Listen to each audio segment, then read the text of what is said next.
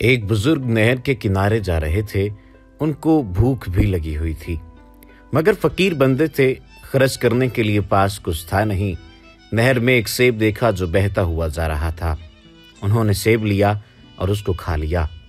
بھوکے بندے کی تو سمجھ بھی کام نہیں کرتی۔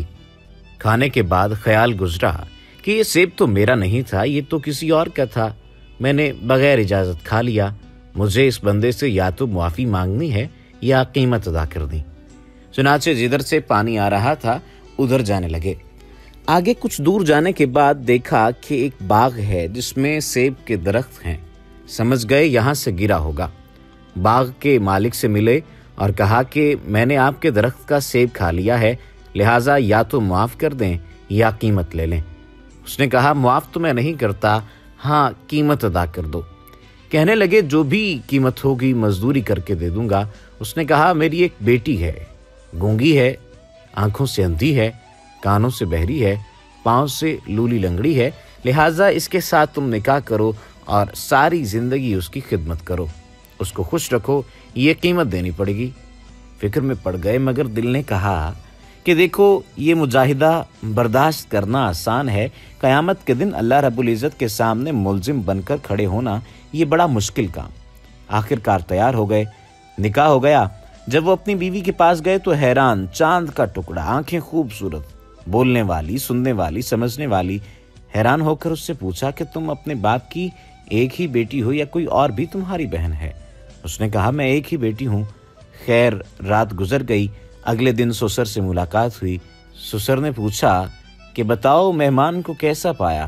کہا آپ نے تو کچھ اور ہی بتائی تھی بات، مگر وہ تو ایسی نہیں، وہ بہت دانا بینا، آپ کے بتلائے ہوئے ہر عیب سے مبرہ ہے۔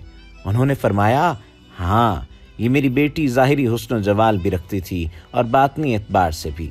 حدیث کی عالمہ، قرآن کی حافظہ ہے۔ میں چاہتا تھا اس کے لیے کوئی ایسا خامد ڈھونڈوں جس کے دل میں اللہ کا خوف ہو، کیونکہ جس کے دل میں خوف خدا نہ ہو وہ بیوی کے حقوق صحیح سے ادا نہیں کر سکتا۔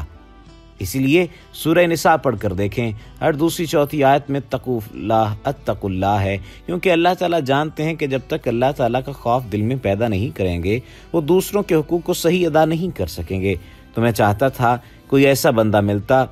جب تم نے ایک سیب کی وجہ سے معافی مانگی تو میں نے کہا اس کے دل میں خوف خدا ہے، اس لیے میں نے اپنی بیٹی کے لیے تمہیں خاوند کے طور پر تجویز کیا۔ دونوں ساتھ رہنے لگے۔ اللہ رب العزت نے انہیں بیٹا دیا جس کا نام انہوں نے نعمان رکھا۔ یہ نعمان بڑا ہو کر امام اعظم ابو حنیفہ ہوئے۔ اس سے دو باتیں سمجھ میں آتی ہیں۔ ایک تو یہ کہ انسان جیسا سوچ رہا ہوتا ہے ویسا ہوتا نہیں اور اعمال کا دار و مدار نیتوں پر ہے، جبکہ دوسری بات اللہ تعالیٰ کسی بھی انسان کے ساتھ کسی بھی انسان کے حق میں برا نہیں کرتا جب تک کہ وہ اپنے حق میں برا نہیں کرتا۔ وما علینا الا البلاغ المبین۔